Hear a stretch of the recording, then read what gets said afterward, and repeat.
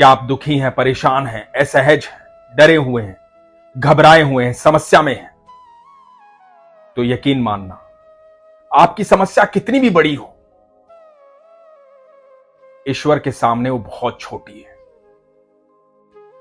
इसलिए इधर उधर जाकर के मत गिड़गिड़ाओ, मत परेशान हो, मत किसी के सामने झोली फैलाओ। सच में यदि समस्या का निवारण चाहते हो तो अपने ईश्वर के सामने बैठो, अपनी बात को सहजता के साथ उनके साथ साझा करो।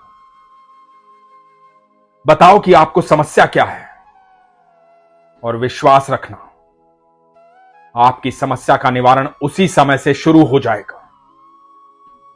यह विश्वास की बात है।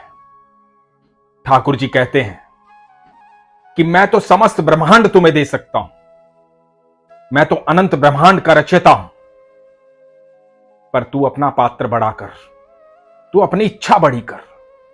तू जितना पाना चाहता है उतना मैं तुझे दे सकता हूं, इसलिए अपनी इच्छा बड़ी कर, अपना विश्वास बड़ा कर। विश्वास से परिपूर्ण एक प्रसंग सुनाता हूं, बड़े ध्यान से सुनिएगा।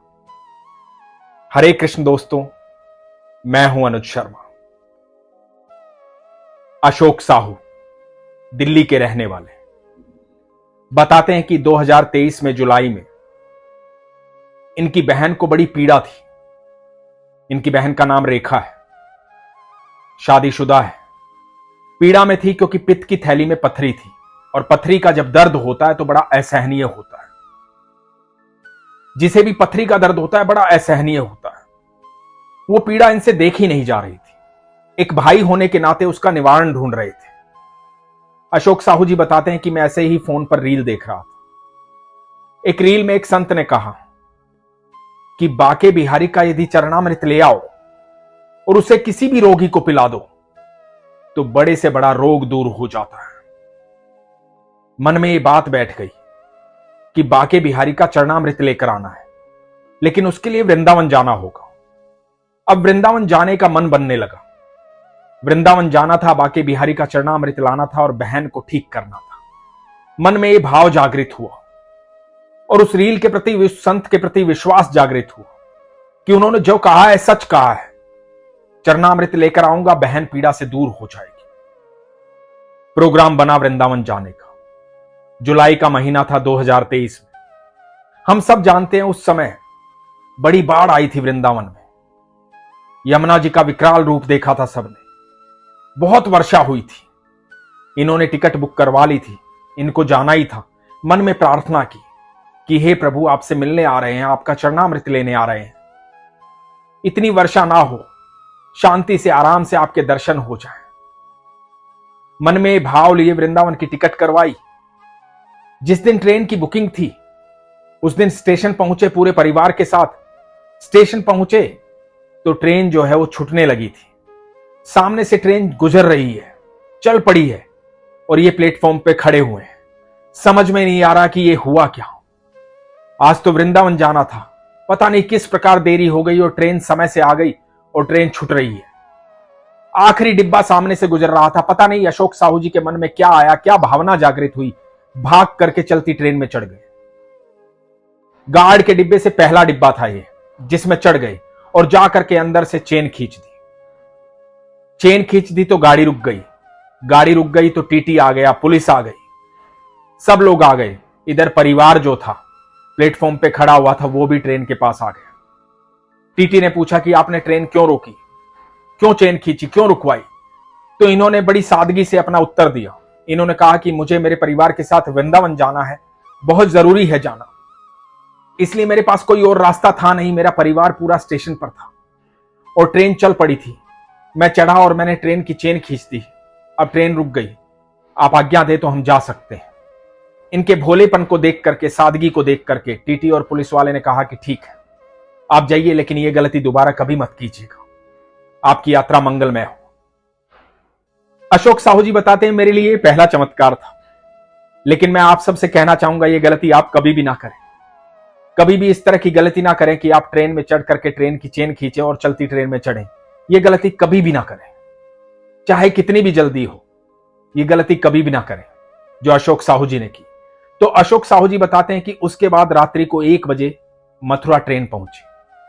जब मथुरा ट्रेन पहुंची तो पहला ख्याल यह आया कि रात्रि का समय है और मैंने सुना है कि निधिवन एक जगह है जहां पर ठाकुर जी और राधा रानी रोज रास रचाने आते हैं।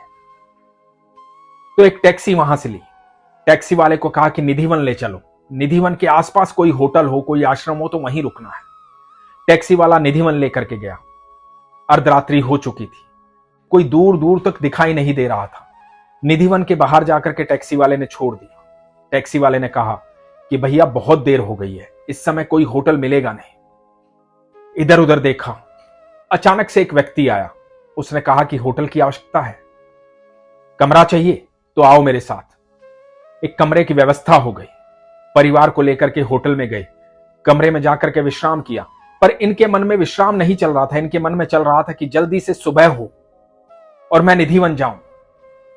क्योंकि इन्होंने सुना था कि निधिवन में जब सुबह सुबह जाते हैं, जब द्वार खुलते हैं तो गोस्वामी जी वो प्रमाण दिखाते हैं कि किस तरह से रात्रि में ठाकुर जी यहां आए, ठाकुर जी ने भोग लगाया, ठाकुर जी ने दातन किया, ठाकुर जी ने जल का लोटा इस्तेमाल किया। वो सब प्रमाण दिखाए जाते हैं। इनको वो प्रमाण देखने थे, मन में बेचैनी थी, इसलिए रात्रि में नींद नहीं आई, विश्राम नहीं किया। सुबह नहा धो करके 5:30 बजे निधिवन पहुंच गए। ईश्वर की कृपा देखिए, ये निधिवन पहुंचे और वो दिव्य प्रसाद, वो ठाकुर जी की दातुन, ठाकुर जी का भोग लगाया हुआ लड्डू का प्रसाद, वो इनको प्राप्त हुआ। ये ईश्वर की कृपा थी। इनके मन में जो भाव था कि वो प्रमाण देखने हैं, वो प्रमाण ही इनको प्राप्त हो गया। वहां से निकले ठाकुर जी के दर्शन करने, बाके बिहारी के दर्शन करने। इनके मन में बस एक ही भाव था, ठाकुर जी का, बाके बिहारी का चरणामृत लेना है। निधिवन में इनको बड़ा आनंद आया, ठाकुर जी की अनुभूति हुई। परिवार के साथ ठाकुर जी की उस स्थान का दर्शन किया जहां ठाकुर जी, राधा रानी रोज रात्रि में आते हैं, रास रचाते हैं। वहां से दिव्य प्रसाद लेकर के बाके बिहारी के मंदिर पहुंचे। बताते हैं कि परिवार के साथ ठाकुर जी के मंदिर पहुंचे, बाके बिहारी के मंदिर पहुंचे। आज बारिश नहीं हुई थी, इसलिए जल भराव नहीं था। मंदिर के प्रांगण में पहुंचे, भीड़ हुई, भीड़ में परिवार खो गया, परिवार से अलग हो गए। सबने ठाकुर जी के दर्शन किए, इन्होंने भी ठाकुर जी के दर्शन किए। वहीं मंदिर से फोन किया अपने परिवार वालों को। परिवार वालों ने बताया कि गेट नंबर 4 की तरफ हम खड़े हैं, हम मंदिर से बाहर निकल गए हैं। ये उनको ढूंढते हुए मंदिर से बाहर निकले और मंदिर के पीछे पहुंच गए। जब मंदिर के पीछे वाली दीवार पर पहुंचे तो इनके मन में चल रहा था कि चरणामृत लेना है, कहीं से पूछना है कि चरणामृत कहां मिलेगा। तो इन्होंने देखा कि मंदिर के पिछली दीवार पर हाथी के मुख बने हुए हैं, वहां से जल धारा बह रही है। कुछ लोग वहां से जल पी रहे हैं, इनको भी प्यास लगी थी, इन्होंने भी वहां से जल पिया। अशोक साहू जी बताते हैं कि उस जल का पान करने के बाद ऐसा लगा जैसे अमृत पान कर लिया हो। इनको नहीं पता था वही ठाकुर जी का चरणामृत है। ये अपने परिवार को ढूंढते हुए आगे बढ़े। परिवार मिला।